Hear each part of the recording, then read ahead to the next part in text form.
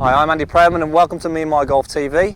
You've joined me at Asprey Hall Golf Club in Shropshire, England, and if you want to learn how to get backspin with your irons, don't go anywhere.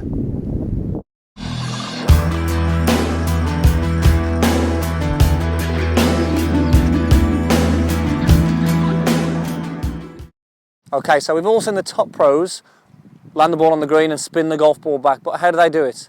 There's a lot of misconception out there of what we actually need to do in order to generate that backspin. Probably the most common being that in order to produce that backspin, we need to strike down on the golf ball.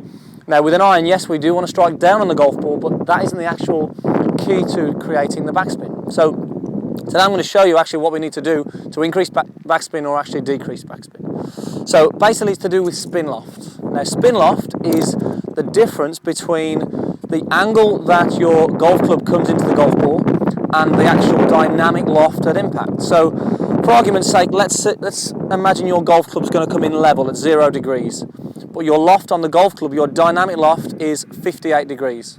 Okay, that's going to give you a fair amount of backspin. Now this difference between these 2 points is what's known as the spin loft. Now if we were to go to a 60 degree or even a 64 degree lob wedge, we're going to increase that dynamic loft, assuming that we've kept the same angle of approach. Now if this increases, guess what? The spin is going to increase. Now if I were to actually strike down on the golf ball but also de-loft the club, then I haven't actually changed the spin loft. I've kept the spin loft the same, but I'm now hitting down on the golf ball. So that hasn't made any difference to the actual backspin. It will change the launch angle, but it won't change the spin. So the key to creating more spin is to change the spin loft. Okay, so the loft at impact, the dynamic loft relative to this. Now speed is also a key factor. The harder you hit it, the more spin you're going to get. Okay, now when you see these pros hit their shots into the green, the ball spins back. Generally, they don't really want that ball to spin, okay, because it's quite unpredictable how much spin you're going to get. They would prefer the ball to land and just stay where it is. So a lot of people think, well, the pros are trying to get that spin, but believe it or not, they don't really want it. But it's important to know how to get it if you do want it. Now I've got a shot here about 80 yards. Now I'm going to use my sand wedge for this.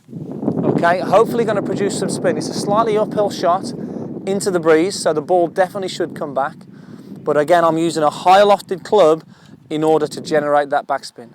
Okay, let's see what happens. I'm going to give it a go, hopefully get that ball reacting on that green. Hopefully not too far away from the hole either, so I'm hopefully going to pitch this past the flag and spin it back. So let's give it a go. Get a practice swing first. Again, probably will take a slight divot here on this one because I'm going to hit it fairly hard.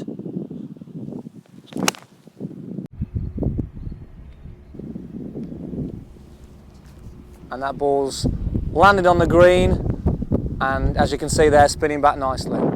So guys, I hope that could give you an understanding of what generates backspin, and remember, backspin isn't always a good thing to have. If we can just land that golf ball and stop it, it's going to be much more predictable. Thanks for watching, subscribe to our channel underneath, and we'll see you soon.